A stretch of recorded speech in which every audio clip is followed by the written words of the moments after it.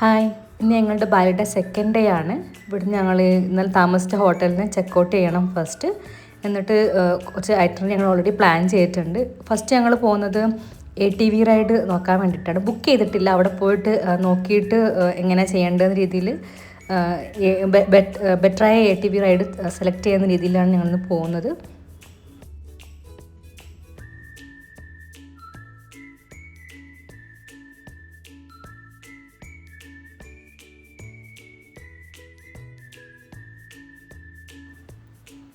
ഞങ്ങൾ ATV ride എടുത്തില്ല, നല്ല കോസ്റ്റ്ലി ആയിരുന്നു. അതായത് നമ്മൾ ഇന്ത്യൻ മണി 8 to 10K ആ റേഞ്ചിലായിരുന്നു വരുന്നത്.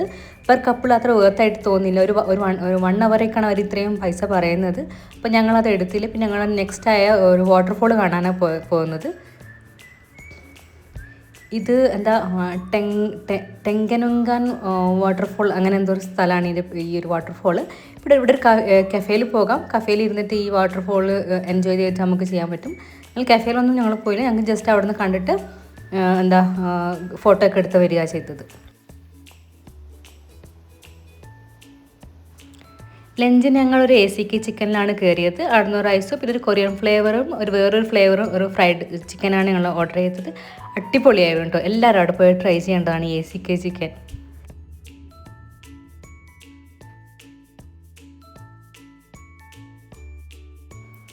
നെക്സ്റ്റ് ഞങ്ങൾ എത്തിയത് നമ്മുടെ ഫേമസ് ആയ തീർത്ഥ ടെമ്പിളിലാണ്.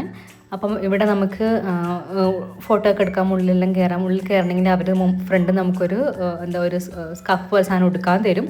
അത് ഗേൾസിന് വേറെ ടൈപ്പ്, ബോയ്സിന് വേറെ ടൈപ്പായിട്ട് നമ്മൾ വേറേണ്ടത് അത് അവർ പറഞ്ഞു തരും. പിന്നെ നമുക്ക് ഇതേപോലെ ഇങ്ങനെ സ്നാനമൊക്കെ ചെയ്യാൻ പറ്റും. നമുക്ക് അവിടെ പോയിട്ട് മുമ്പിൽ കൗണ്ടറിൽ പോയിട്ട് പറഞ്ഞു കൊടുത്തു കഴിഞ്ഞാൽ അവരതിൻ്റെ സാധനവും പിന്നെ പൈസ അടക്കാണ്ടെന്ന് തോന്നുന്നു. ഞങ്ങളത് ചെയ്തിട്ടില്ല. നമുക്ക് അതേപോലെ ഈ ഒരു സ്നാനം ചെയ്യാൻ പറ്റും. അത്യാവശ്യം വലിയ ടെമ്പിളാട്ടോ, നമുക്ക് നടന്ന് കാണാനുണ്ട്. അത്യാവശ്യം വലിയ ടെമ്പിളാണിത്.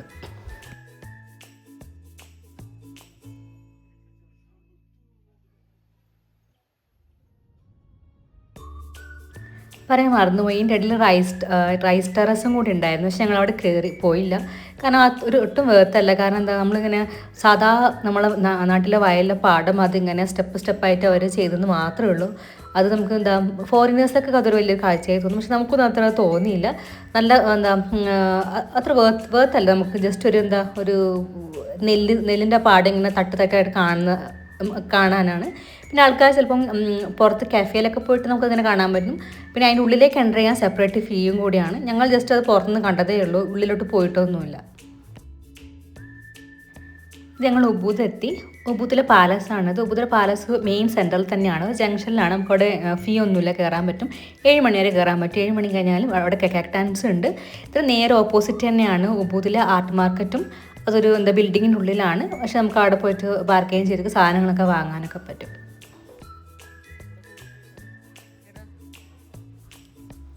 ഇതാണ് ഞങ്ങൾ ഉബൂല് സ്റ്റേ ചെയ്യുന്നൊരു വില്ലയാണിത്. ഇത് ഞങ്ങൾ ഇത് പുതിയൊരു വില്ലയാണ്. ഇത് ഞങ്ങൾ പേടിച്ചുകൊണ്ടാണ് ബുക്ക് ചെയ്തത്. കാരണം റിവ്യൂ ഒന്നും ഇല്ലായിരുന്നു. പക്ഷേ അടിപൊളിയായിരുന്നു കേട്ടോ. ഇത് പുതിയ വില്ലയായിരുന്നു. എല്ലാ സാധനവും പുതിയതാണ്. ആകെ 6 months എങ്ങാനും ആയിട്ടേ ഉള്ളൂ ഇത് ഓപ്പൺ ചെയ്തിട്ട്. ആകെ 2-3 ആൾക്കാരെ വന്നിട്ടുള്ളൂ ഇതുവരെയായിട്ട്. അതുകൊണ്ട് നല്ല ക്ലീനും എല്ലാം ഉണ്ട്. പിന്നെ നമുക്ക് എക്സ്ട്രാ കിച്ചൺ ഉണ്ട്. കിച്ചണിൽ ഫ്രിഡ്ജുണ്ട്, പുതിയ ഫ്രിഡ്ജ്, എല്ലാം പുതിയതാണ്.